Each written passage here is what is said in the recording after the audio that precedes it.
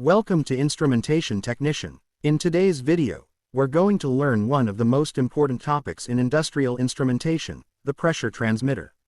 Whether you work in a refinery, water treatment plant, or any automation system, pressure transmitters are everywhere, measuring, monitoring, and controlling the process pressure accurately. We'll explore how pressure transmitters work, their types, internal construction, working principle, calibration, and practical industrial applications. So stay with me till the end of this video, it's going to be very informative. What is pressure transmitter? Greater than a pressure transmitter is an instrument used to measure the pressure of gases or liquids and convert that pressure into an electrical signal, usually 4 to 20 milliamperes, which can be read by control systems such as PLCs or DCS. Pressure transmitters are vital for process control.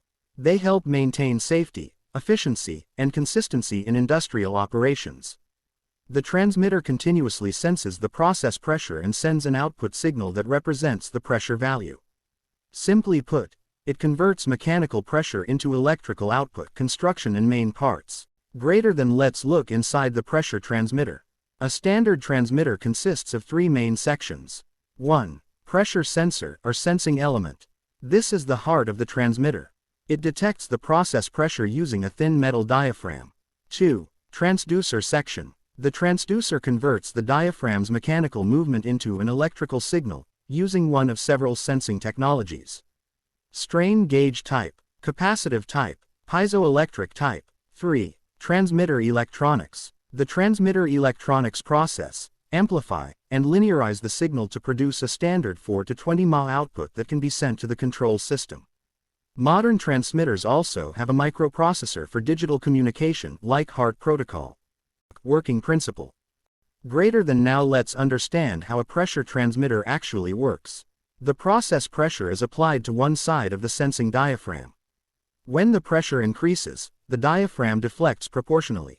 This deflection changes either the resistance, capacitance, or voltage, depending on the type of sensor used. The transducer section detects this change and sends it to the transmitter electronics. The electronics convert it into a current signal, 420 mA. 4 milliamperes represents 0% pressure, minimum range. 20 milliamperes represents 100% pressure, maximum range. Example: if the transmitter is calibrated for 0 to 10 bars, then 4 milliamperes equals 0 bars. 12 milliamperes equals 5 bars. 20 milliamperes equals 10 bars. This signal goes to the control system, which displays or uses it for controlling other process parameters like flow or level. Types of pressure transmitters. Greater than. There are mainly three types of pressure transmitters used in industries. 1.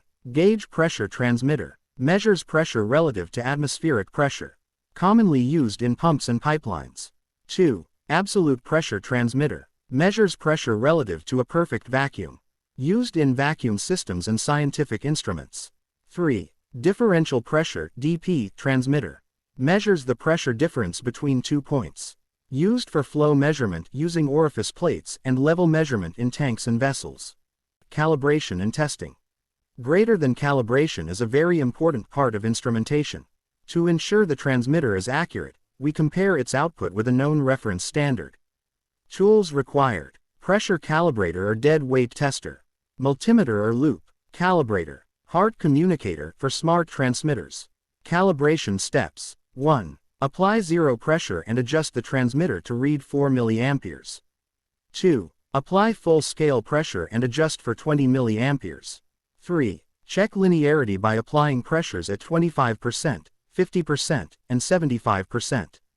4. Verify and record the results. This ensures accurate and reliable readings during operation. Industrial applications. Greater than. Pressure transmitters are used in almost every industry.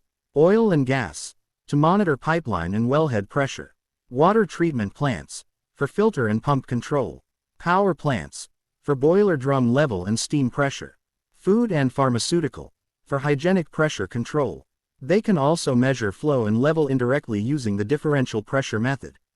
Their reliability, stability, and accuracy make them one of the most critical devices in industrial automation. Conclusion. Greater than. So that's a complete overview of how pressure transmitters work, from sensing pressure to converting it into a 4 to 20 mA signal for process control. If you found this video helpful, make sure to like, subscribe, and share it with your fellow instrumentation professionals. In our next video, we'll cover flow measurement using differential pressure transmitters, so stay tuned for that. Thanks for watching, and see you in the next one, on Instrumentation Technician.